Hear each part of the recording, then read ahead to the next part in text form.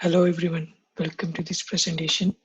The title of this presentation is Memory Controlled Sequential Self-Attention for Sound Recognition. I am Arjun. I am a second year PhD at Queen Mary University of London. This work is jointly done with Helen, Vinod and Emmanouil. As an outline of this presentation, firstly, I will introduce my research area of sound event detection and also the objective of this work. Then I will talk briefly about self-attention in natural language processing, especially why self-attention has evolved in NLP and what are the benefits of self-attention. Then I will discuss about the challenges that we faced to apply self-attention functions originally proposed in NLP for sound recognition. Then I will explain our memory-controlled sequential self-attention for sound recognition, which is actually the main contribution of this work. Then I will explain our experimental design, observations, and future work. Okay, so a sound event sequence is an audio sequence composed of different sound events. And sound event detection is the task of predicting sound event labels with corresponding onset and offset timestamps. As you can see from the block diagram, given an input audio representation to the SCD model, these are the predicted sound event labels by the model with corresponding onset and offset locations. The objective of this work is the design of self-attention functions for improved sound recognition. Let's discuss in brief about self-attention in natural language processing. We all know that recurrent neural networks are the standard functions used in time series problem. However, RNNs have a few drawbacks. Most importantly, RNNs lack a mechanism to learn the relations within a sequence. For example, here in the given text, Arjun is wearing a red shirt.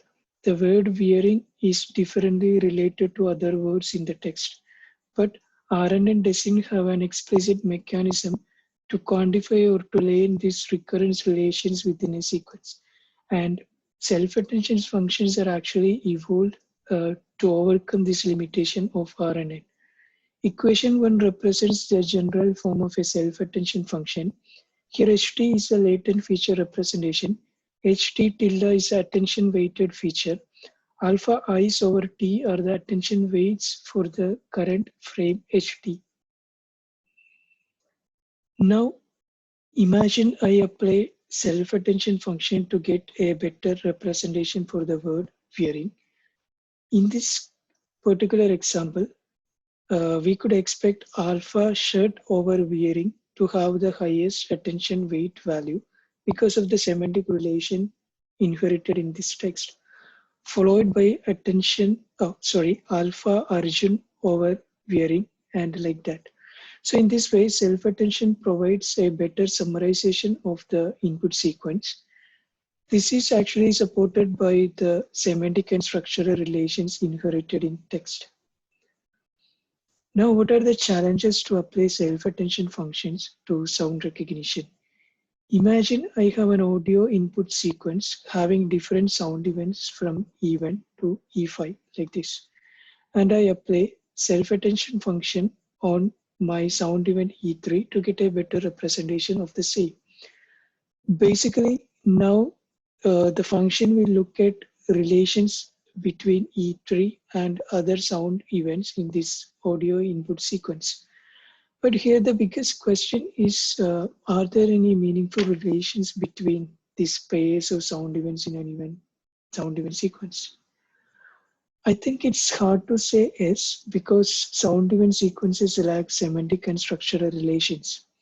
So this is one of the challenges that we face to directly implement self-attention function to sound recognition. The second challenge is that in reality, I don't have these event-based representations in sound recognition problems. Rather, the event-based representations are divided into small snippets of audio that we call by audio frames. Now the self-attention function is actually applied on top of these temporal frames.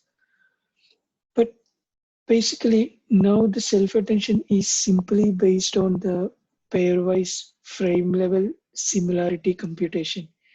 In this context, it is highly likely that this particular frame is wrongly summarized as a frame from this event E1 by the self-attention computation.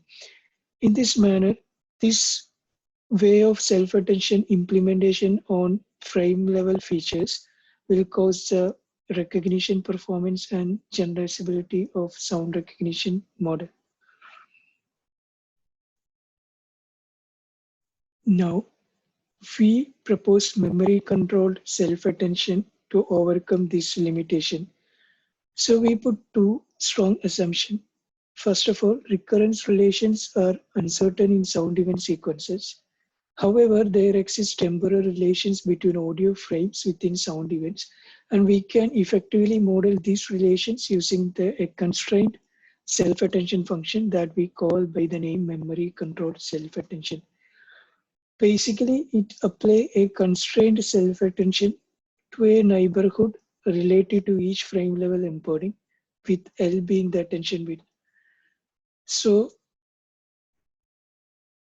for example, in this figure, to compute an attention representation for this particular frame, now attention function is constrained to a neighborhood of L frames, like L by 2 to the right and L by 2 to the left of the current frame.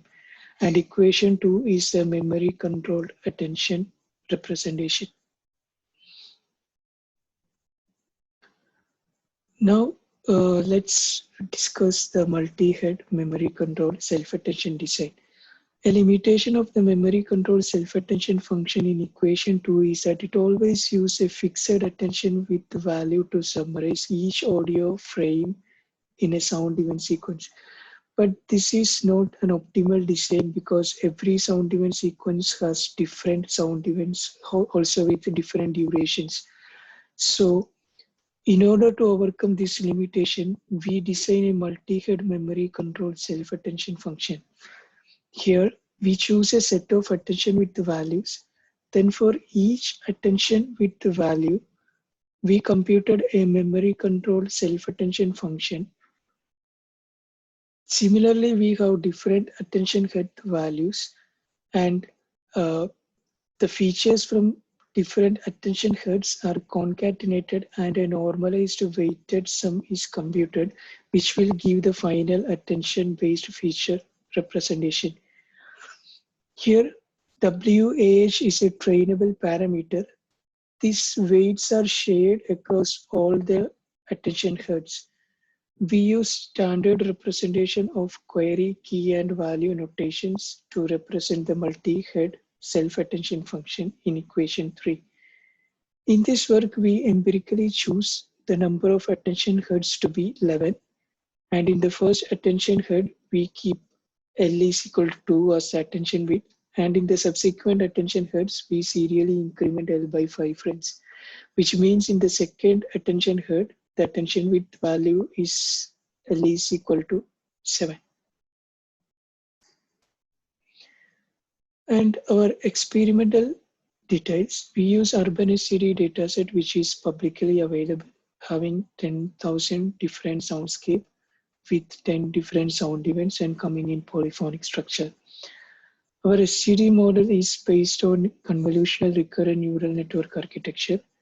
That is a baseline model. Then we implement self-attention function on top of the CRNN model.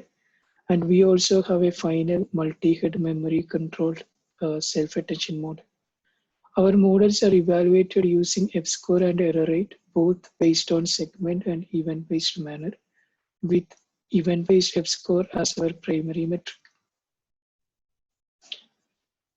Figure A shows the block diagram or architecture of our SED model.